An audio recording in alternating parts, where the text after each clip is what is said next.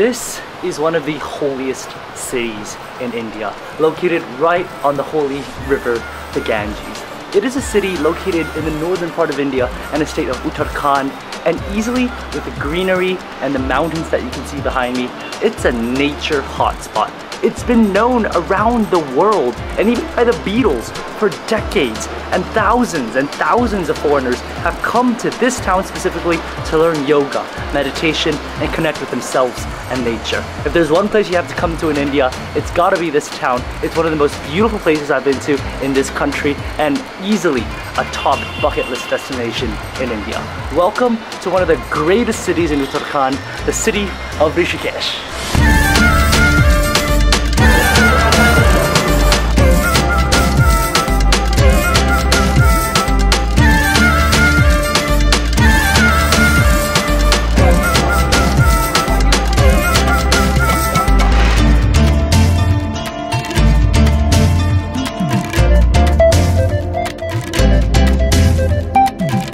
Good morning guys, and welcome to a bright and sunny day here in Uttarakhand in the city of Rishikesh. Today we're exploring Rishikesh. I mean, we have explored Rishikesh a little bit, but as a local told me, I've only seen 2% of Rishikesh. There's so much more that this city has to offer. There's shrines, there's ashrams, there's so many interesting things, and to be honest, we've barely scratched the surface of the city. And I have to say, just look at the mountains right behind me. This morning I went up, I flew my drone, and the way the clouds moving through the mountains, it's just absolutely incredible. This is what makes Rishikesh one of the most beautiful places. It's the foothills of the Himalayas.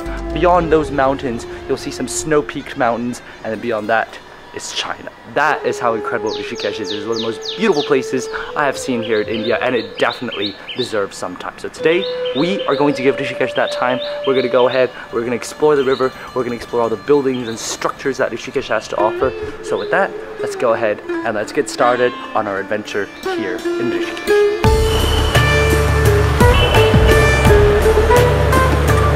Apparently, there is a landslide today, just a bit outside of Rishikesh.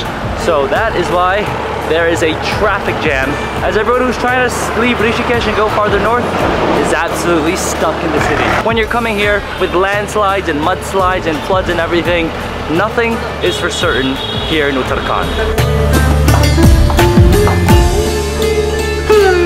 Now in the previous video, I ended the video right here at the Ram Bridge, but today, this is where we start our adventure. We're gonna cross the bridge here, across this river, and instead of going back to where we were yesterday, we're gonna keep going down, or actually upstream of the river, and we're gonna keep going and seeing what else Rishikesh has to offer. But I mean, look at this bridge. You can feel it shaking. That has not changed here. And there are quite a few more people here than there were yesterday, and I think a few cows join us. 2 cows here, 1 cow over there. Oh. Careful there, cow. The thing is, with the shakiness of this bridge and the number of people crossing and the number of cows, it makes it a little bit more hectic to cross today. Definitely prefer crossing in the night, but if it's crossed during the day, just beware of the cows.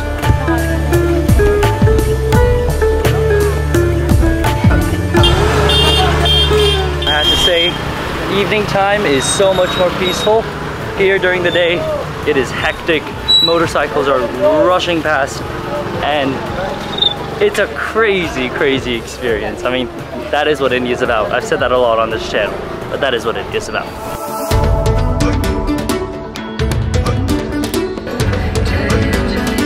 Now, the main focus of today is one word and one word only: ashram. What is an ashram? Well, an ashram is kind of like this sort of place here in Rishikesh where people can come, they can stay, they can have food, and depending on the membership here, it's a place for you to like have spirituality and sort of find yourself and connect yourself here in Rishikesh. Now, here there are many different ashrams across Rishikesh. There are literally dozens and dozens of ashrams. You'll get food, you'll get board, and here you can then focus on spirituality, you can focus on yoga, you can focus on meditation, and a lot of the greatest people, for example, the Beatles, came here and they meditated and they did their thing because that is what Rishikesh is about. It's a peaceful, I mean, look at it. You've got a perfect river, you've got mountains in the back, you've got nature and greenery.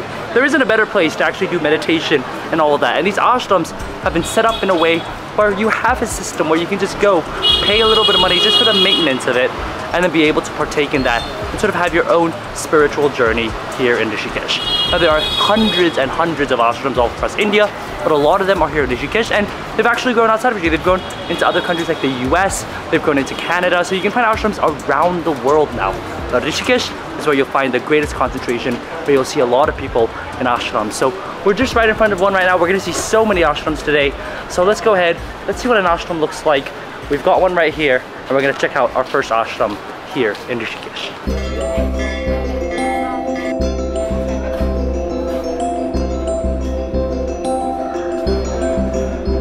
In a lot of ways, an ashram is basically just like a really simple hotel. I mean, each one of these doors right behind me, this is a room. You can rent it out, you can stay here for a few days, you can meditate, and you're not stuck in here. You can go around, you can explore Rishikesh, or you can just go to the temple that's within the ashram. I mean, a lot of it is based on spirituality and religion, but you're not bound by it. You don't have to stay here. You can be a foreigner, you can be a Christian and stay in one of these ashrams. It's a really interesting experience, actually. And as you're walking around here, it honestly just kind of feels like a very simple hotel. I don't know how other way to describe it, but it is a very interesting vibe. It is very peaceful. So it is a quiet place. I mean, you can hear around me, there's a bit of sort of spiritual music in the background, but that's it.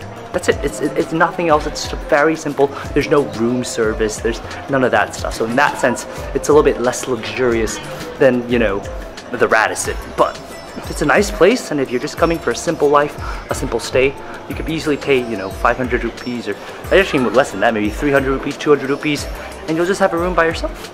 A very interesting way to approach living and staying here in Rishikesh. You can see here they have a sort of schedule. So 5 a.m., 7:30 to 8, 8 to 9, 9 to 10, 10 to 11, all these different timings, different things that might be going on different days of the month.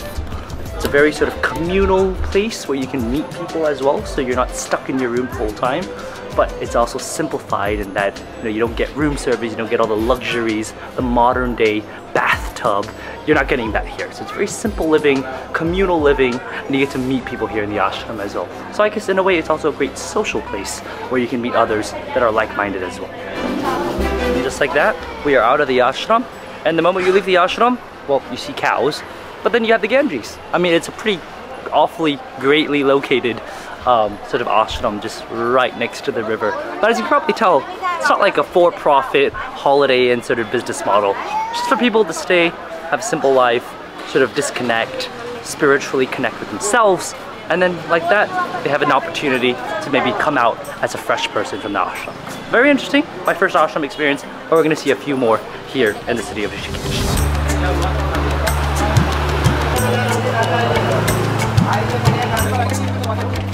Alright, we've made it to our next ashram for the day. This is Parmarth Niketan, I think that's the name of this place.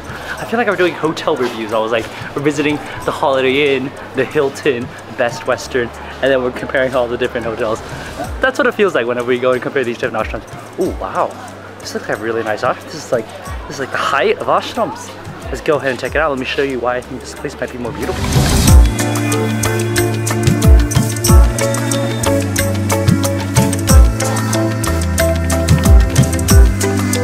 In a lot of ways, it feels like I've walked into a hotel lobby. I mean, look, everybody's got suitcases and everything. It's like they're waiting to check into the Holiday Inn or something like that. But I have to say, this is a really nice ashram. I like this ashram more than the previous one.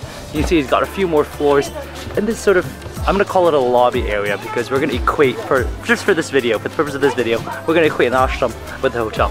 The lobby area is really nice. You've got some sort of grass, you've got some trees, you've got some sort of little shelters and little pagodas. It is a really nice ashram. I think this might be my favorite. If I'm gonna stay somewhere, I might stay in this ashram. It's a really nice place, very peaceful. You can see there are monks around here as well. It's a really nice place, and I get why people come to stay in ashrams. It is a really sort of good place to sort of connect with yourself, to consider spirituality, to meditate, to do yoga. And you can see actually there's the reception office. So this is like the lobby area. Basically, imagine the lobby of a Hyatt except for an ashram. A little simpler, but still nonetheless a really nice ashram, and one of the ones that's located again right on the Ganges. So you walk out 2 minutes and you can literally see the Ganges. You can see all these doors here. These are all rooms to an ashram. Even upstairs, all of these are rooms to an ashram. Totally available for rent, totally available for you to book.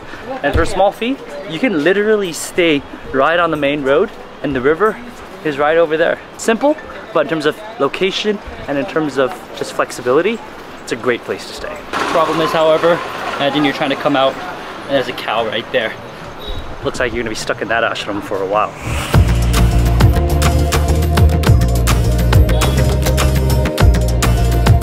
Now we've come to another ashram here, and that's the big ashram right there. I'm kind of sick of ashrams, so I'm not going to really show you inside, but the reason we come to this ashram is because of something very interesting.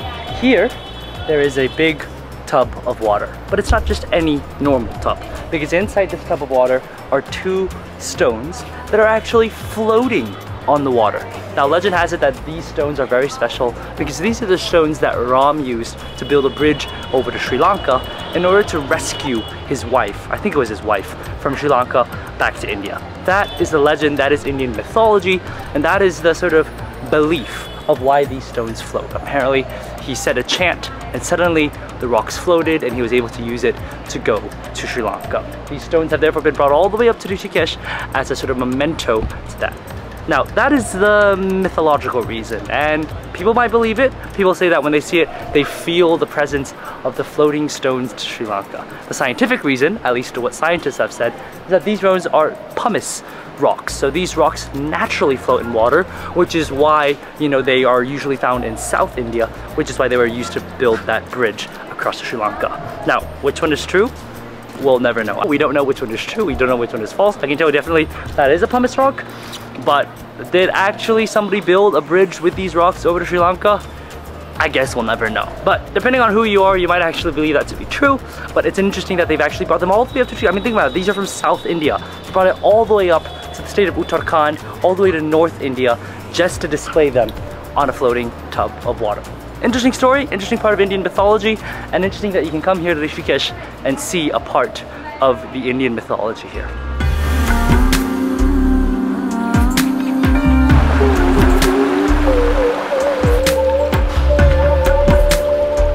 You know it's rainy season when you're walking on a very ordinary road here in Rishikesh, but instead of being a road, it's literally turned into a chocolate river. I mean, this is what Rishikesh is about during rainy season. Don't expect to have dry, sort of dryness here. You're not gonna get it. We're literally walking on a river that's supposed to be a road. At least that's what Google Maps said. And now we're finding ourselves stuck in the middle of a river. That Kitsu literally just got blown away by the actual river. It's a powerful chocolate river, I have to say. There's no stopping. Once you get in here, you just might end up in the Ganges.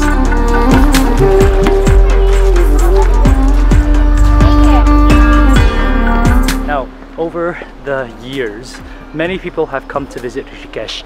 They've come here, stayed at the ashrams, found peace, meditated, and discovered connecting with themselves here in Rishikesh. But if there's one person, or one group of people at least, that have been the most famous here in Rishikesh, it is the Beatles. And we are currently at the ashram that the Beatles stayed at. It's one of the most incredible places here in Rishikesh because it's sort of its own little area within a tiger reserve. You have to pay to get a ticket, but you can also see where the Beatles actually stayed. So if you're a fan of music, you're a fan of the Beatles, this is a place that you'll definitely want to come to here in Rishikesh. So let's go ahead, let's go check out the Beatles ashram, and let's see where the Beatles stayed when they were here in Rishikesh. So this massive building right in here, this was the canteen.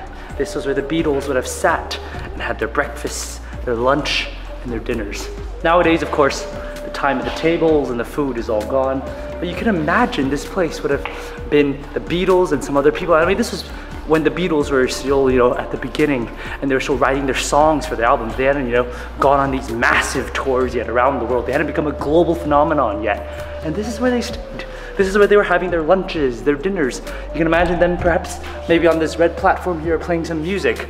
I don't know, I'm just using my imagination here, but this would have been the dining hall here in the ashram. It's completely abandoned today, but you can imagine what it would have been like maybe 50 years ago. Now here in the Beatles ashram, something you'll find a lot of are these interesting dome-shaped, almost kind of like igloos in a way. These were these little sort of areas where you could go in and you could only fit maybe 1 or 2 people, but it'd be a nice place to meditate. So you can imagine the Beatles would have used these little hubs almost for their meditation. And I think it might have even been possible to actually stay in there. I mean, if you go inside, we're gonna go inside one right now. I mean, wow, look at that. And it completely cuts out the noise from outside. Like, I don't know if you can hear me now, but it sounds completely different in here. Wow. This is really, really interesting. You can't hear anything else. You completely isolated from the outside. And you can see right down here, oh, there's a staircase. Let's see what we find down here.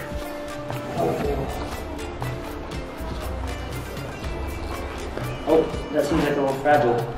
But you can imagine this is like a sort of 2-floor structure. You've got the first floor here, and then you've got the second floor right in here at the bottom.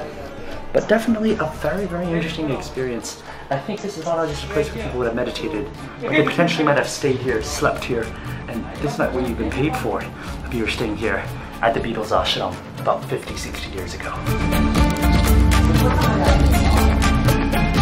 You can see a lot of these stones here, all these very unique stones, these round stones that are making the domes. These stones are found here locally in the Ganga. So these are the stones that are very, very smooth because the water that's running so quickly over it has, with erosion and with time, made them some of the smoothest stones you're gonna find in the world. They use these very, very smooth stones to make these incredible structures that serve as these meditation huts for the Beatles and people who have come here before. You are here in Rishikesh. Now what will you do to solve your life? To be honest, that's what every person who comes to Rishikesh is asking. That's why you come to Rishikesh. You come here to figure out your life and solve it. The Beatles came, and maybe you might come here to solve your life here in Rishikesh.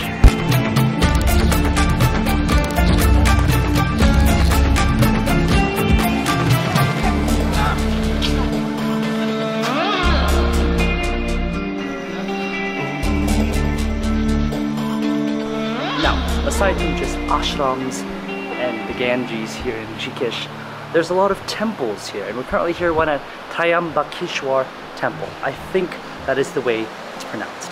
This temple here is the symbol of Rishikesh, and I say that because it's not really the symbol of Rishikesh, but if you ever search up an image of Rishikesh, this is the temple you think about. A multi-floored, almost skyscraper-like temple, and it's a really, I'm already on the 4th floor. I've been going around this temple for 4 times already, and I'm still not even nowhere near at the top.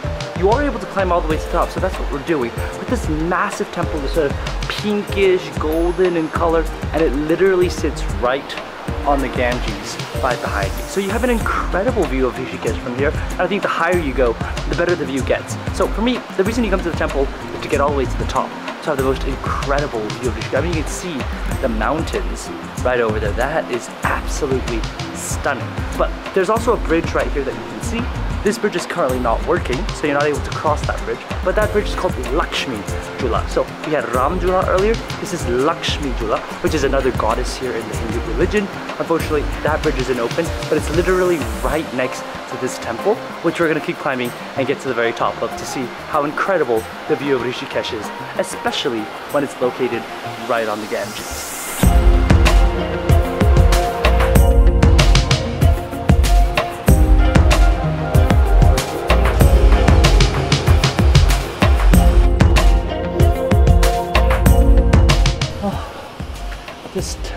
This temple is endless. I feel like I've been climbing for so long, and the end is just not in sight. I gotta keep going. Whew. The view is nice though. Look at that. We're well above the trees and everything. You can see the mountains behind me. It's an incredible view. I guess that's the reason why you come to this temple. You come here for the incredible views, and you're gonna see the Ganges right beneath me. It's the beauty of Rishikesh, the beauty of Uttarakhand. Even from up here, you can see how fast that water is moving. Some of the fastest moving water you can find here. The current here is incredibly strong, and that's something, honestly, and I know I've been saying this so many times, I just never expected the Ganges to have such a strong current. But starting all the way from the Himalayas and emptying down into the Indian Ocean, this is one of the greatest rivers in the world that has founded some of the greatest civilizations known to man. But with that, it's time for us to leave the temple. So time for us to climb back down 10 floors. It's crazy, but we gotta do it.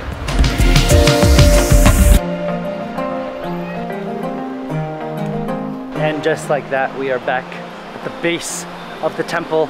You can see that is the temple. That's the temple that if you search a photo of on Rishikesh, this is probably the first thing that's gonna show up. It is massive, and we made it all the way, not all the way to the top, but about 1 or 2 floors below, because they don't let you actually go higher than that. But you can see, I mean, it's at least sort of 7, 8 floors, maybe 10 floors. It's quite a bit of a hike, but I have to say, coming down, a lot faster than going up. And now we are literally right next to the Ganges. I mean, you can literally see the mountains, the river. It's incredible. It's honestly one of the most beautiful environments I've been to, and it's so nice and peaceful. Up here you can see that there are a few stands here. This is where they'll do aartis during the evening. Now unfortunately we're not staying here for the evening because we are going back to Delhi this afternoon actually, so we don't really have much time left in Rishikesh. So with that, let's go ahead, let's leave this temple, and let's get our shoes back so we can actually walk along the roads. And just like that, we have gotten our shoes and we are back on the main road of Rishikesh. But that, honestly, that's it. That's Rishikesh. Between what we saw today and what we've seen yesterday, that is pretty much Rishikesh. The ashrams, the temples, the rivers. I mean, yes, there are a few more temples, and honestly, there's so many more adventure sports that you can do here in Rishikesh. Unfortunately, it's just not the season for adventure sports. Right now, the water is too high, the Ganga is too high, so no whitewater rafting, no canyoning, none of that stuff. So that pretty much ends the Uttarakhand adventure, it ends the Rishikesh adventure. And I have to say, with the nature and the scenery and the mountains and the lushness of it all, it's actually a really nice place to come. It's easily becoming one of my favorite places to visit here in Rishikesh. I wish I'd come at a better time when the river was down a little bit. That way I'd be able to see the incredible sort of nature that way, and also go whitewater rafting perhaps. But that's the end of this adventure. I hope you guys have enjoyed the Rishikesh series. If you did, definitely give it a thumbs up and subscribe for more food and travel videos. We've got more adventures coming from here in India, so make sure to stay tuned, and I'll see you all on the next one. Bye guys.